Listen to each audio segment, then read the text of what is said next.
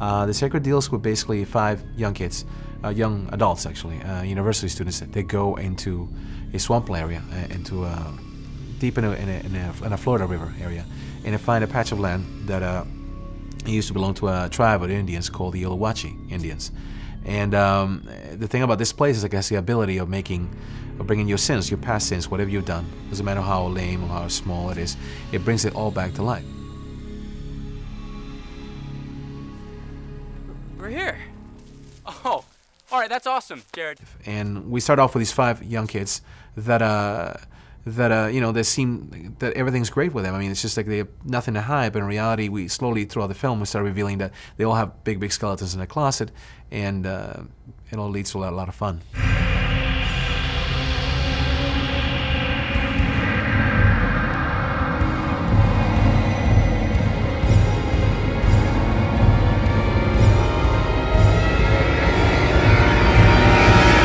The story of the Sacred came about because I wanted to shoot something within a relatively small period of time, and we knew the budget that we had to work with wasn't much. So I've known Jose for a couple of years, and we wanted to do a project together. And he said, yeah, and so from then on, we started fleshing out a story. I wanted to work with Sharon Reed, the producer. She was pushing me to make a film, you know, any kind of film. There was no particular topic at this point or storyline. And I wasn't really that crazy about making a film at this point because I was just coming out of another film. And the idea was, okay, let's just try to make something a little more compact, but at the same time I didn't want to have something that wasn't ambitious, like compact as in like just shooting in an apartment or something like that. I wanted something that was big, but it can be easy to handle in many ways. Be like, pretend she already injected you. Maybe for a couple minutes you were fine, and suddenly it begins to hit you. Something is just completely, your body itches completely, it's burning, your chest burns, your skin burns, your face burns, it's complete utter pain. You're like, it gets you to a point where it's like, you stop looking at them, you kind of just look at the ceiling, and you start dying basically. And they're gonna try to revive you, but you're just far gone. We started just throwing around ideas, and I came up with the original, basically the basic storyline, and she just basically came in and filled all the rest of the stuff, and it just worked fine. I mean, because I never really worked with anybody. I just usually just write my own stuff, and she just came in and just added some amazing stuff on it, and just basically turned something very small, very simple, into something a lot bigger. Yeah, we did it, you know, just based off most horror films, you know. Unsuspecting, you know, young people go in and most of them die. So.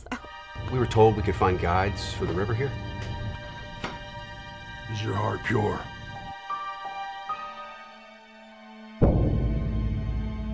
The Sacred is about an area from years and years and years ago, and we learn about it from what we think is, you know, just kind of a legend, a myth at first, and we hear about this sacred ground where when you enter this sacred ground, your past comes back to bite you in the tail. And we hear about this story concerning some campers 20, 25 years ago that never left that camp area. Now you're looking around, you see this thing. I'm gonna actually start from far away, but you kind of come in and you just kind of go like, you look at it, especially you land over here. You look at her and just kind of do your thing. And as he goes and talks to Bill over there, you really can't hear what it's saying, but you kind of, you know, just casual, like looking up to see what's going on. Anybody that has done something not very nice whatsoever was taken there and let that area take care of them, as opposed to just regular people around punishing them.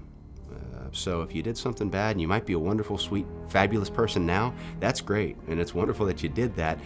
Problem is you're gonna have to pay for your sins from the past. So you show up in the sacred ground, and you know, your past literally comes back to, in some cases, bite you in the rear or neck. So at that point, it's almost you walked as far as you feel you're gonna walk at this point. It's almost like, okay, I walked around, there's nothing around, but I keep hearing this thing, and suddenly it's like, you turn around and there he is. Okay. And then when you react, just run this way. Just go ahead. Yep. My name's David Mackey. I'm playing the role of Pete Henderson. He is kind of the straight and narrow guy, you know, sort of the hero guy that keeps the team intact. You know, we're all different demeanors, different characters in our own right, but His conflict is dating. He dates Jackie. He likes Jared very much so because of his dad, and whereas his dad's kind of the Indiana Jones type of guy. And then you have Ryan, who plays Zach, who's kind of a pain in the ass. I mean, he's just a literal pain in the ass. Tries to be a good guy, but you know, just a wimp. And I've just got to do my best to keep the group together to allow us to have a good time.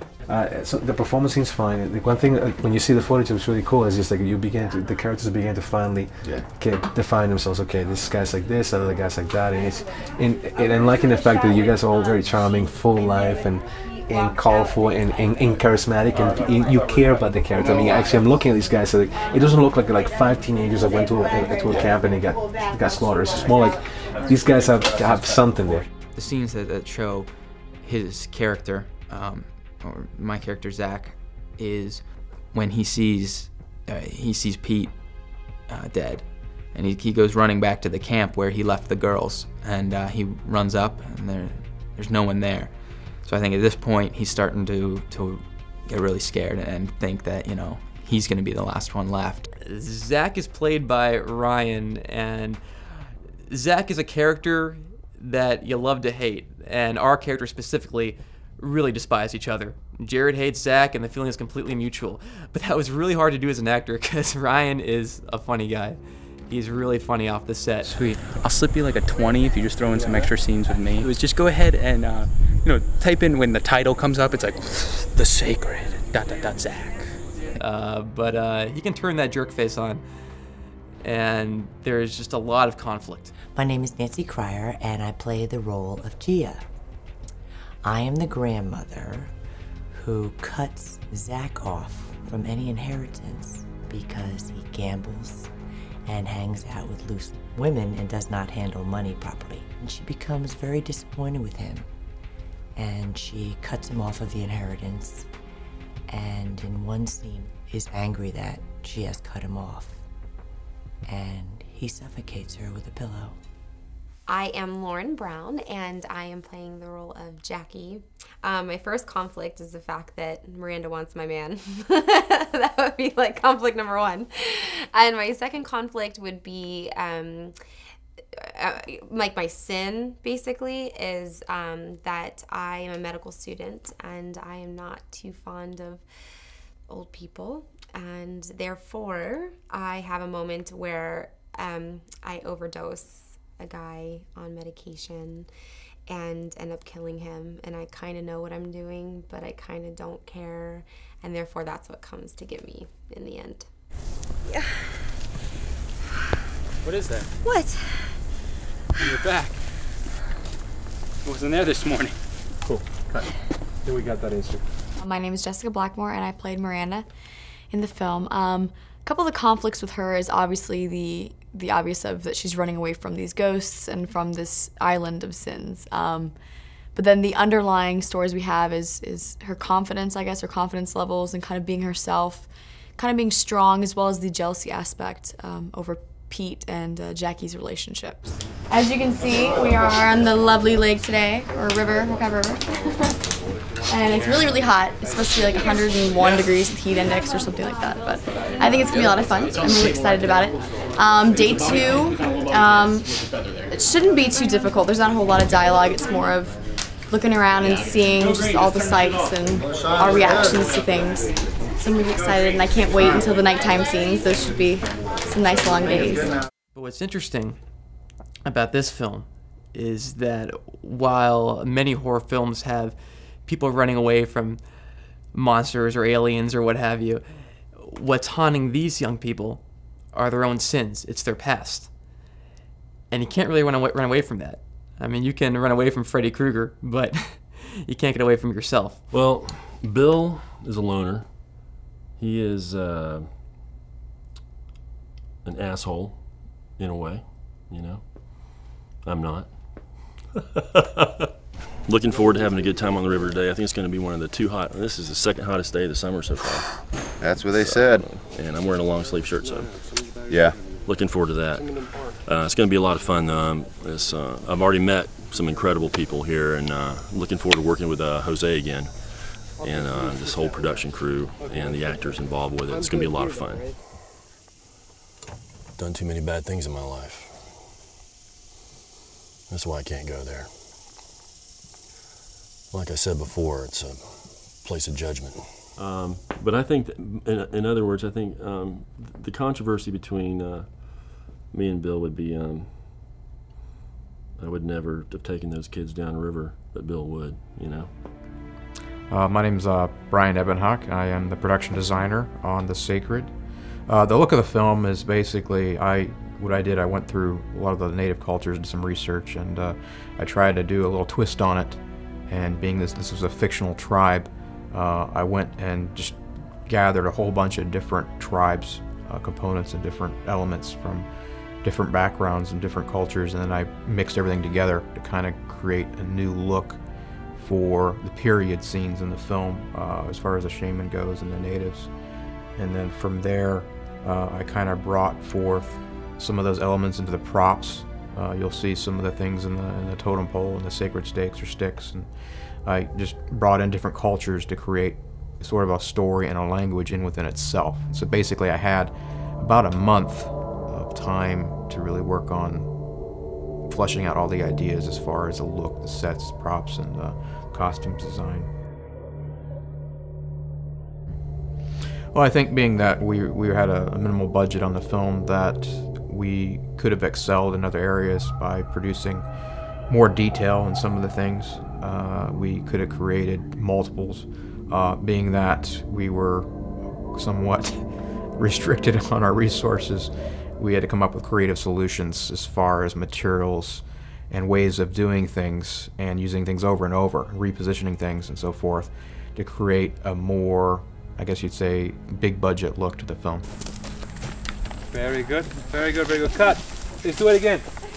Jose is fast. He knows what he wants when he's filming. You know, he's got that vision, you know, and maybe other people don't have that vision, but he sees what he wants and he goes for it. We're scheduled to do right now. I'm just getting some details here and setting up the reels. He's very artistic, I believe. Very artistic, and he puts his touch on everything, you know, especially when it comes to mood. You know, I believe that he's a great visionary in film. This is the ideal lighting for like everybody, for cameramen over here. It's like a big silk in the sky, no shadows. The actors can actually open their eyes instead of going like this, and it's great because we can color correct this whole thing. Once it's starting to get into heavy sun, you get a lot of squinting and all that kind of stuff. You know, you can see through that lens what other people don't. Jose puts people at ease instantly, and people just kind of naturally get it right the first time, really. He would explain things thoroughly and then hop behind the camera, and you would see what he explained on camera instantly. I mean, he was really good. We're in the set here of Sacred, and this is the scene we're going to be doing. It's Dave Mackey is going to be making out with John Archer. Maybe give it 2 or 3 seconds, not too long though. 2 or 3 seconds, and then kind of like just when you hear something, you don't know exactly where it came from, but you know, and then kind of sample a little bit more. Yes, yes. The main challenge of making The Sacred was basically that I was coming out from another film that was very, very demanding. It's a film that pretty much I had to take over, and which is something not very cool if you're the cinematographer. And you know, it was really physically demanding. And second, I wasn't that crazy about doing a film in the low budget range. I love making low budget films. I mean, I love that because it's a challenge. But at this particular moment in time, it wasn't like something I was really looking forward to. It was Sharon that basically just kind of pushed me and motivated me to like really make this happen, because she's like full of energy. Mary, it is still just unbelievable how much floodwater there is in this area. Storm Faye is dropping historic amounts of rain on central and north Florida. So, we're a little rained out here. We're having a little bit of a tropical storm upon us. The biggest problem with producing a film in Florida is the weather, especially in the summertime. And we didn't have a choice. I would rather have shot in the winter, but we didn't really have a choice with our scheduling and our situation. We had to shoot at this particular time. And it ended up being, you know, a very busy, rainy, you know, season. And it would rain almost every afternoon. and it would rain us out. So it's frustrating bringing a crew in, and then you have to call the whole day a bust because of the rain. And that's pretty much how it came about. The biggest challenge, obviously, for a film like this is just money. Money buys you time, and the luxury of just simply sitting down and just, you know, taking time. For us, it was different, and we had to kind of do, you know, 6, 7, 8, 12 pages sometimes a day. It was kind of difficult. And but we made it happen, which is great. The one thing that helped every challenge that we had in this film is that the producers and her team put together a fantastic group of people that are just amazing. It's 30 or 40 or so group of people that are just amazing. But the challenge was mainly just like in every low-budget film, just money. And but you make it happen. You know, you have to make it happen. Well, The Sacred, I had so much fun on this movie. Just everyone, every member of cast, every member of crew, Jose, Sharon, everyone, they were so awesome to work with. Like, one of the best experiences I've ever had. So if they can work me back into the sequel, I'm back. And I think a lot of people, it's lacking in movies nowadays, sometimes the actual story.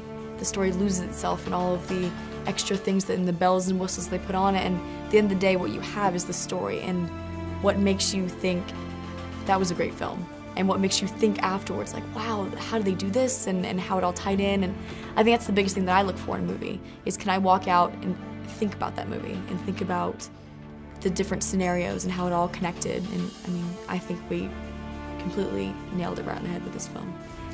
So I'm an advocate for, you know, a lot of people just getting out there and shooting and trying to get some good film and tell some good stories, you know, and take people away from their everyday lives that they're, you know, fed up with their lives. They're fed up with the kids, the wife, the husband, the job, the school, you know, traffic. They're fed up. And so for whether it be a short 10, 15, 20-minute film to a full-length, you know, 90, 120-minute film, it just takes people away for that amount of time, and more people should go out there and shoot films. You know, I've always noticed, you know, a lot of soundstage type of things, like in a mansion, and it goes throughout all the different rooms. I mean, we shot, God, I want to say 90% of this film on location. And so you get that real original look of the individual outdoors that you can't recreate in a soundstage. You can't get that look anywhere else. They just love their passion and love their craft. And they came on board believing in the project and were excited about it. And I think that's what common bond they had right at the beginning. This is what a producer does all day long, just. So it worked out nice. They believed in the project, and I can't, you know, thank them enough. They did a wonderful job. You guys, all right, guys, that's wrap for principal photography. We're done. I believe they're second to none. They were awesome. Everybody was awesome. They were gold, man.